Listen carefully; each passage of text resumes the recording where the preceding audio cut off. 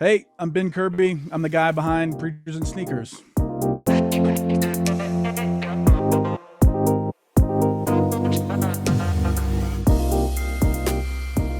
I was sitting on my couch one morning, was watching these YouTube worship videos, and I noticed one of the worship leaders wearing a pair of Yeezy 750s that I knew were worth like $800 or so.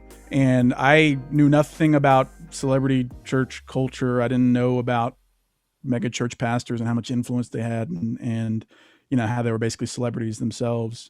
But I felt moved to just make some videos about it on my personal Instagram.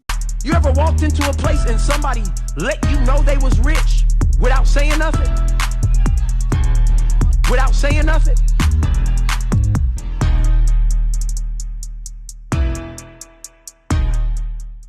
I didn't want anything to come of it. I was just trying to make my friends laugh and maybe show people like, hey, did you know these sneakers are worth $800? That makes me feel something. Does that make y'all feel something? Eventually I had a friend encourage me to just start an account doing that. And then once I made the account, within like 4 weeks, I had 100,000 followers. It was just me sitting on the couch with my phone and my thumb, basically putting the price tag of a pastor's sneakers next to a picture they had already posted of themselves. People lost their minds in a lot of ways about it. There were a couple days where I was getting like 10 and 20,000 new followers a day. And I have no experience with this. My wife and I are just sitting here like, what is happening? But then the heat started to come and people started to get angry about it. There was a few weeks there where I was like, dude, I'm going to shut this down because, I wasn't making money from it. It was just like, hey, this is cool that it's going viral, but I don't know what this is. I was hearing from Christians that were like, had legitimate concerns about the impact I was making from the account. And some were extreme and ridiculous, but others had merit. Like, people being mean in the comments section and really not knowing much about these guys and girls, that kind of stuff.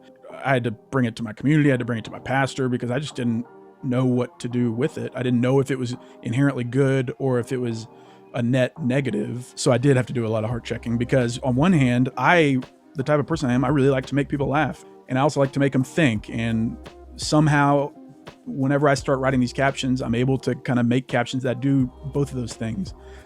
All that seems cool. But then at the same time, when you hear people that seemingly believe the same thing as you, that disagree with what you do, it did make me like, whoa, am I really doing something that bad right now? Like, am I really fundamentally dismantling Christianity?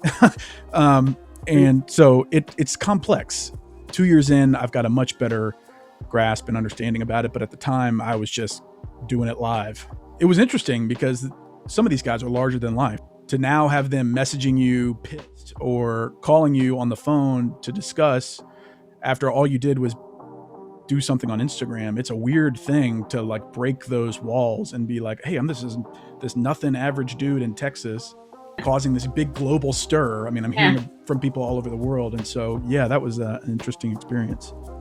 I've gotten a really deep and wide look at the state of the modern church. It seemed at the time, and it still seems, like we put a lot of emphasis and money and time into things that don't matter. A lot about doing church right now is a bunch of stuff that doesn't even point to Jesus at all. It just points to elevating who the best speakers are and the best performers are. Especially the past year as I've been writing the book, like that's what I've tried to focus on. Getting other people to wrestle with is like, hey, is there a better way to do church? Do we care too much about all this extra fluff that doesn't matter at all? Are we getting too wound up about the production or wound up about our guy getting invited to all the conferences? Or, the job of a pastor and a preacher is so important. It's one of the most important things you could ever do in your whole life. Oftentimes, we treat it more like they're just a performer or a brand, and we treat them as a celebrity. And all of that distracts away from pointing people to Jesus. Even if it doesn't sell, just for me, it was a good practice to research into the state of the church and also